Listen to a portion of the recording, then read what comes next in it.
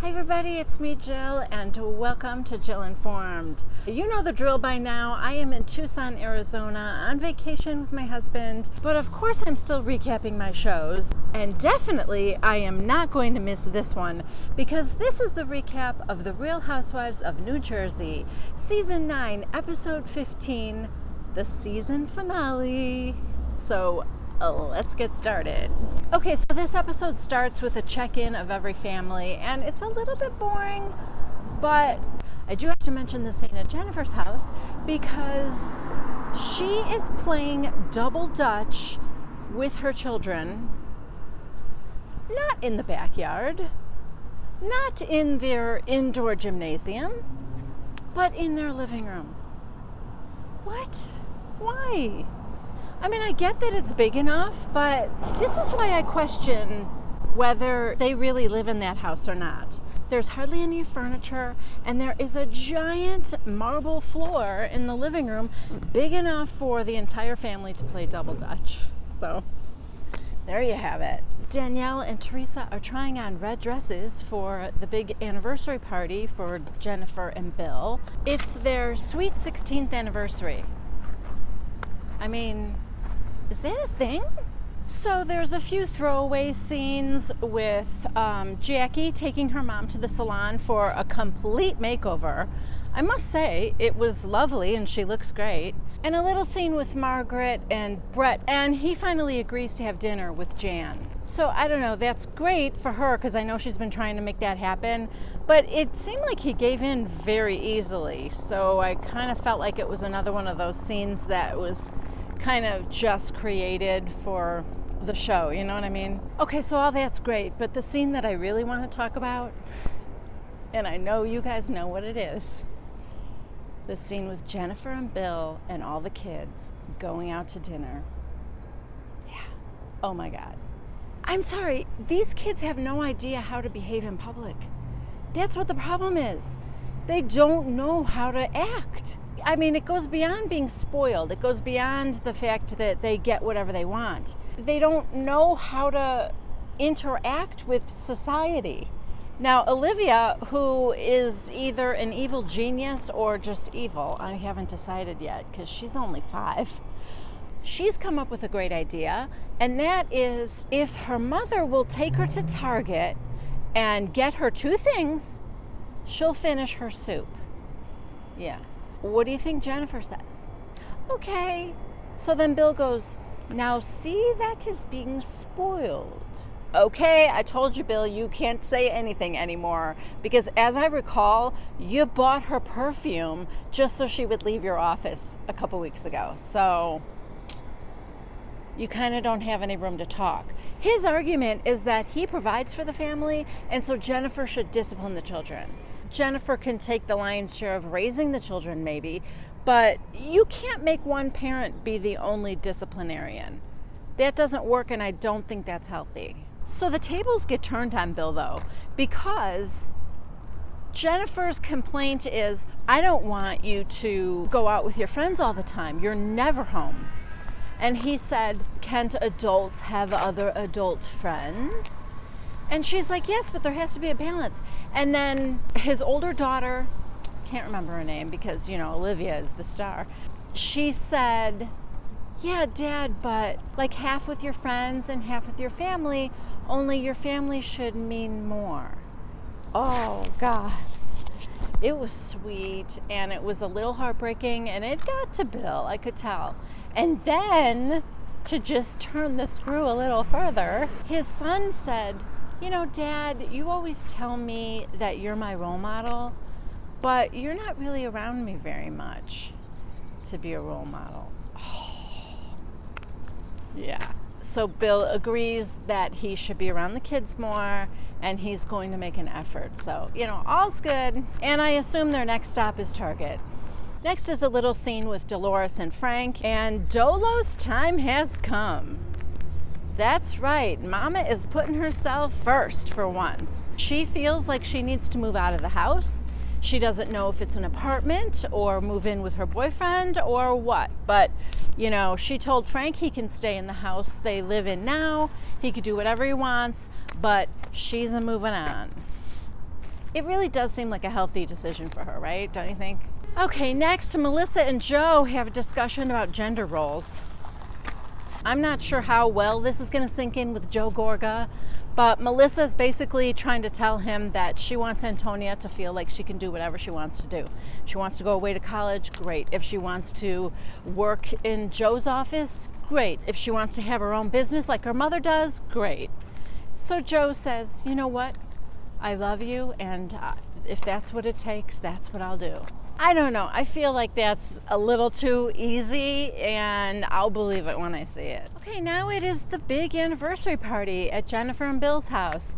The house is all very lavishly decorated. I mean, it looks pretty cool, right? Everybody's in red, and the guests are all arriving. The ladies are talking about Danielle before she gets there, of course. And when Danielle does get there, she's very cordial to everyone. She kisses Margaret hello, and they're very decent and civil to one another. But the guys did not say hello to each other. So a little later, Marty's like, "Yeah, I still haven't gotten a hello from Joe B." That's my new Marty impersonation, I guess. So anyway, Marty's complaining about how, he hasn't spoken to me, didn't give me my hello. And Danielle said, "You know what, Marty, why don't you be the bigger person and go say hello?" Yeah, Marty's really the bigger person. I mean, in size maybe, but that's about it. Meanwhile, the other ladies inside are trying to talk some sense into Teresa. Good luck there. And finally, Melissa said, "You know what, Teresa, maybe these ladies are never going to get along with Danielle, like meaning Jackie, Margaret, Dolores." And she said, "So maybe in the future we don't bring her around them." And Teresa's like, yeah. And then to the confession camp, she says, "I don't know what Twilight Zone they're living in, but that's not happening in this Twilight Zone." What does that even mean? So pretty much right after that, Teresa goes outside to go sit with Danielle.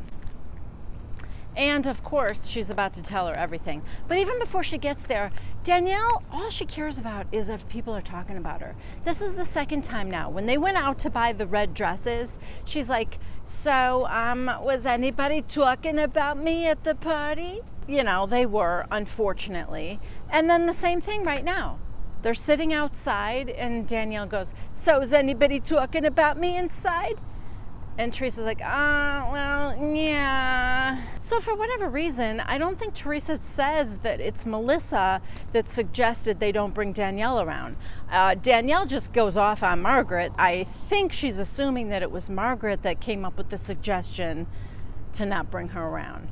So she goes off on her, and then the brilliant manipulator that she is, she says, "You're strong, Teresa. Nobody can tell you what to do. You do whatever you want."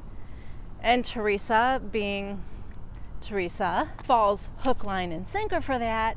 And she's like, "Yeah, I am strong. Nobody tells me what to do." Yes, of course, unless they trick you into having certain thoughts like Danielle just did.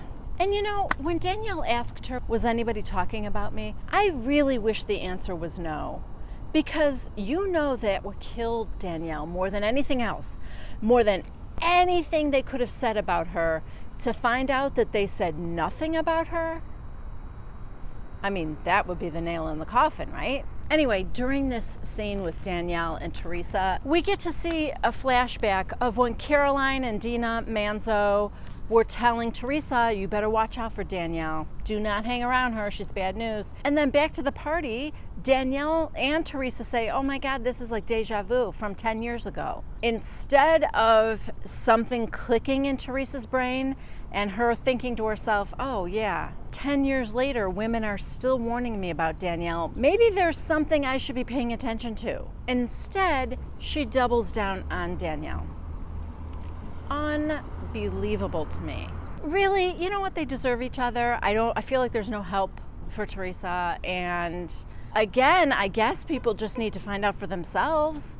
Let's just wait for Danielle to turn on her. But Whatever. So anyway, the Marty going over to talk to the Joes never really amounted to anything because Joe B wouldn't really talk back to him. And then finally, Joe Gorga convinces Joe B that he should just get it out with Marty.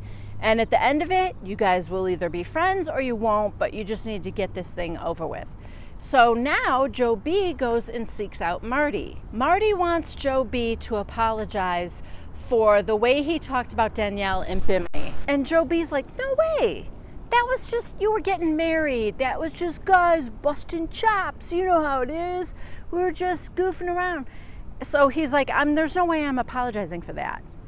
Now you need to apologize for what you said at Melania's listening party when you said nasty things about my wife not being as good as your wife. Marty goes, you're jealous. I believe he said, you keep staring at Danielle's tits. Oh my God. Wasn't Danielle the one that they were saying had square boobs? Or am I thinking of somebody else? Somebody, that was the accusation. I think it was Danielle. Anyway, that could explain why he's staring at them. That's all I'm saying. So he goes, because Margaret doesn't have the body that she does. And Joe B's like, thank God. It was insane. And Marty is a pig. You don't attack somebody else's wife. What is wrong with him? So now Margaret shows up looking for Joe. And she's like, what's going on? What are you guys talking about? And Joe said, he thinks you're jealous because Danielle's got a better body than you. You don't look as good as her. Margaret looks at Marty and he's like, yeah, I said it. Like, I'm proud of it. Margaret's like, what kind of guy says that about a woman? And he said, I'm just defending my wife. And Margaret's like, you're defending your wife by criticizing another woman? That's insane. What's the matter with you? So honestly, Marty goes too far and they're standing by the pool.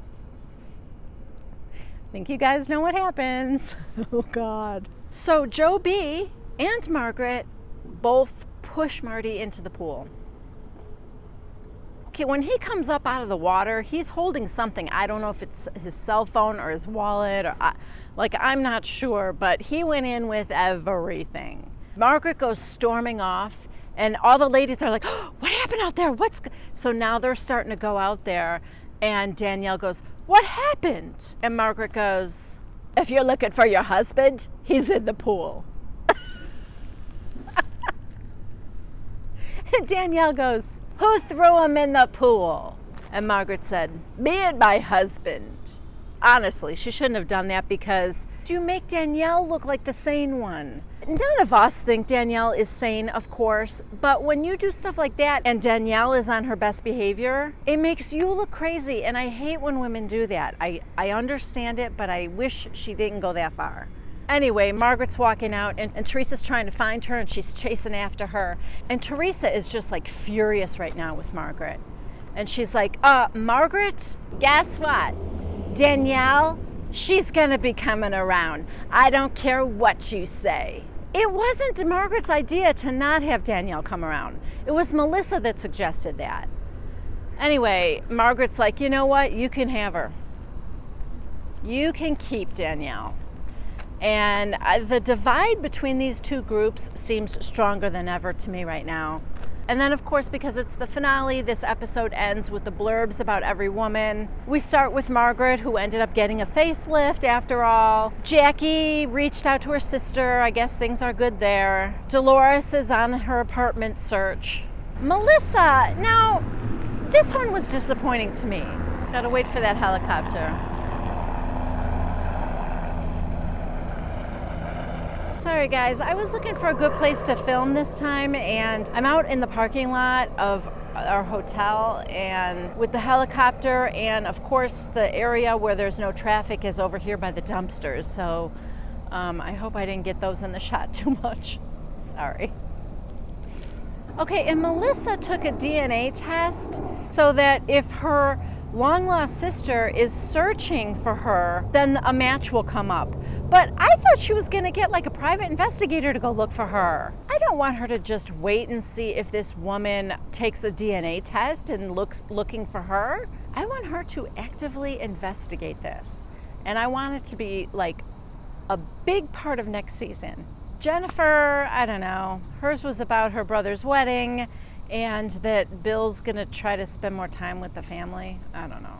And we end with Teresa's because the news just came out that Joe is being deported when he gets out of prison, but the family is appealing that ruling. So I don't know. I don't know where it stands right now. Like I said, I really have mixed feelings about this. You know, you break the law and sorry, that's on you. You did that consciously.